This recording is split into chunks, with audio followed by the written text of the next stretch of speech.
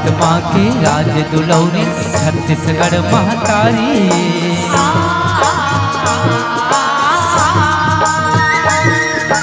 दया माया के घर अंगना औ सुमत के फुलवारी।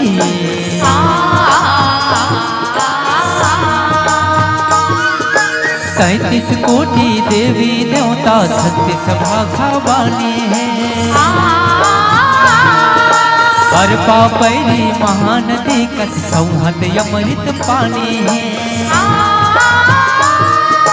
वही माटी के महकत डारी हावै चिन्हारी चिन्हारी चिन्हारी चिन्हारी चिन्हारी।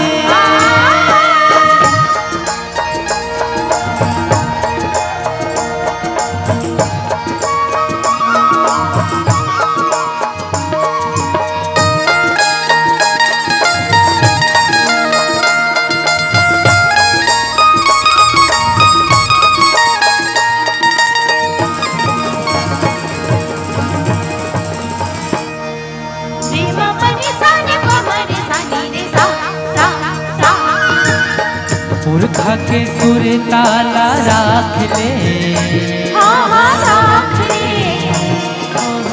भाखला हमरो पहचान ले।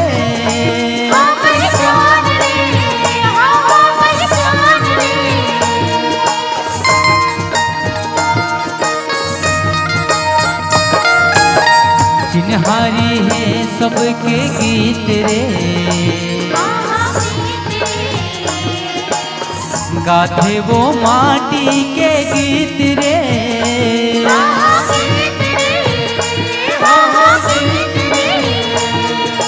कर्म सुवाचस लोक विरासत हावै चिन्हारी।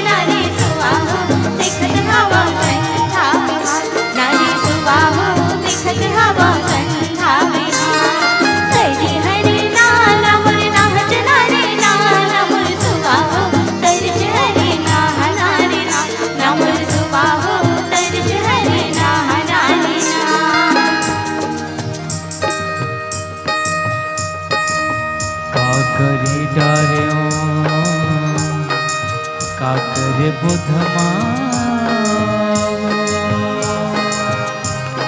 ओरे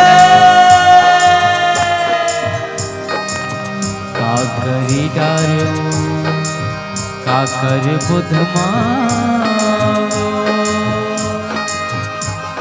अन पानिन सुहावे रे मयारो हो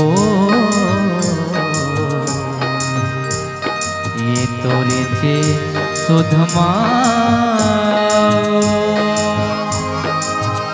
अन पानी नहीं सुहावे रे मायारो। चांदी के मुद्रे किनारे करेगा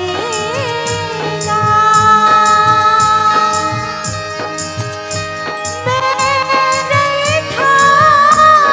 ठासुरेगा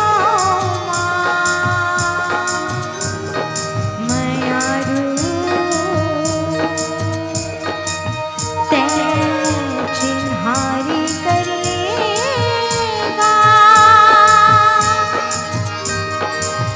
मेरे ठासुरेगा मयारू।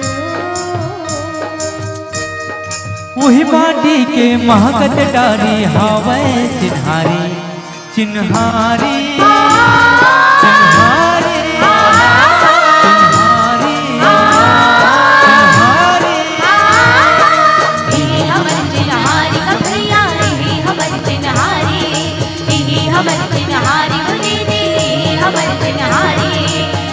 हमर चिन्हारी का भैया हमर चिन्हारी हमर चिन्हारी